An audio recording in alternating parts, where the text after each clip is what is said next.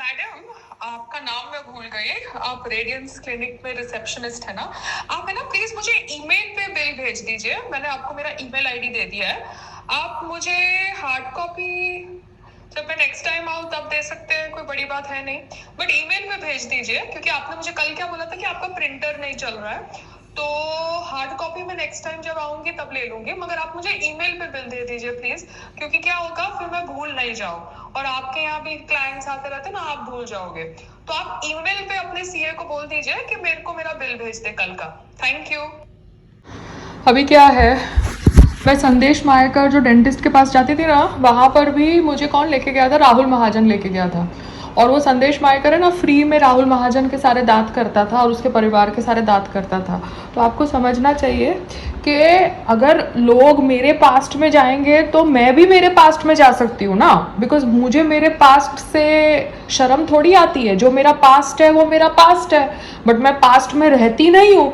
But अगर तुम लोग मेरे पास्ट में जाओगे तो मैं भी मेरे पास्ट में जाके हेलो हाय करके वापस आ सकती हूँ।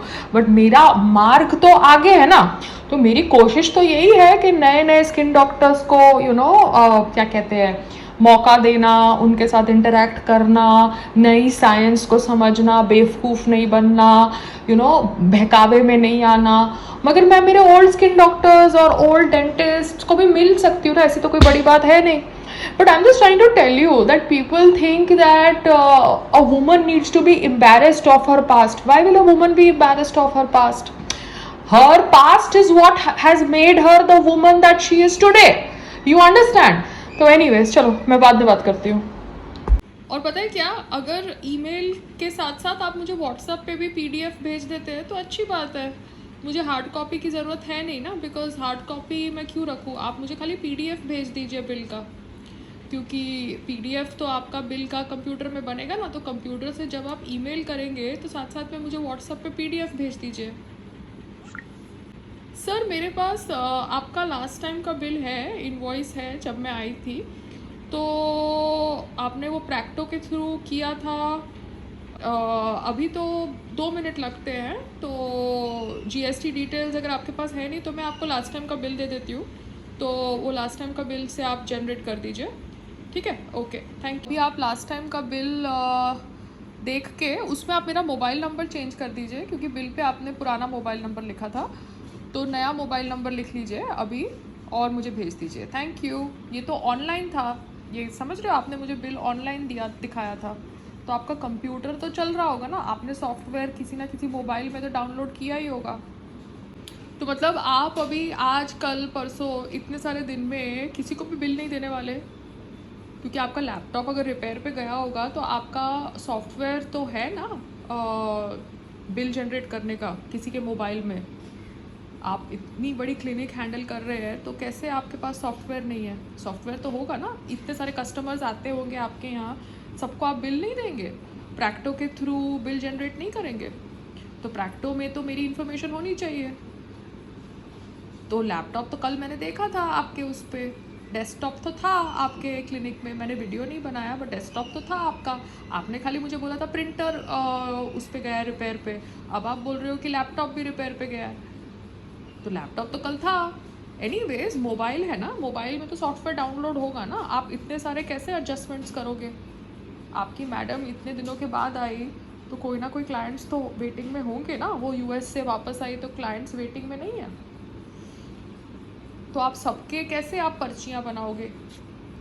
तो आप चेक करो, शायद आपको पता नहीं है। मैं आपको लंच के बाद फ़ोन करूँगी, ठीक है? Thank you.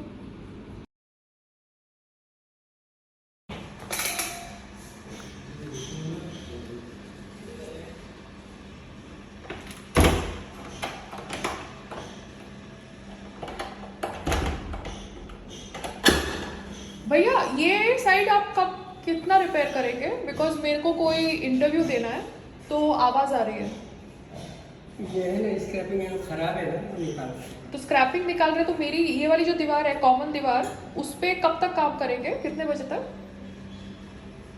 अभी काम कर रहे हो आप?